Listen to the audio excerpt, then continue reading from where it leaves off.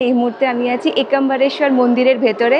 পঞ্চভূতা স্থলম সিরিজের এটা আমার 5 নম্বর মন্দির, আর এখানে মহাদেব রিপ্রেজেন্ট করছে আর্থ, পৃথিবী। আমার দর্শন হয়ে গেছে, দর্শন ওখানে একদমই ভিড় ছিল না, খুব সুন্দরভাবে দর্শন হয়েছে। মন্দিরটা ঘুরছি, একটা আলাদাই পজিটিভ ভাইবস। চলো তোমাদেরকে দেখাই। মন্দিরটি প্রায় 25 একর এলাকা জুড়ে বিস্তৃত। এই মন্দিরটি বিজয়নগর সাম্রাজ্যের রাজা কৃষ্ণদেব রায় তৈরি করেছিলেন। এই মন্দিরের প্রবেশদ্বার বা গোপুরম প্রায় 192 ফুট উঁচু, যা ভারতের অন্যতম উচ্চতম।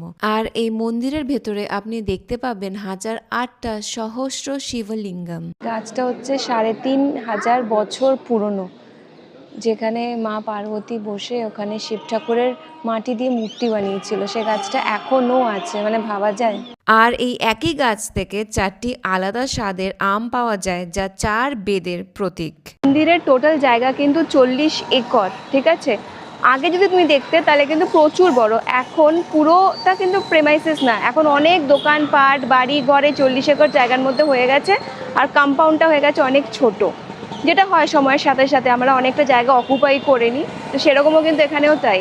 একাম্বরেশ্বর মন্দিরে যদি আপনারা আসতে চান তাহলে অবভিয়াসলি কাঞ্চিপুরমে আসতে হবে। আর কাঞ্চিপুরম না খুব ভালোভাবে well connected with many of the সিটিজ। আমার পঞ্চভূতা স্থলম সিরিজের এটা 5 নম্বর মন্দির, যেটা দিয়ে আমি শেষ করছি। কিন্তু কাঞ্চিপুরমে এছাড়াও অনেক অনেক পুরনো মন্দির আছে, যেটা প্রচণ্ড ইম্পর্টেন্ট। আমি সেই মন্দিরেও যাব। আশা করি কিছু হলেও আপনারা জানতে পেরেছেন। যদি পেরে থাকেন আর যদি ভালো লেগে থাকে তাহলে প্লিজ পাশে থাকবেন, সাথে থাকবেন। হর হর মহাদেব, জয় শিব শম্ভু।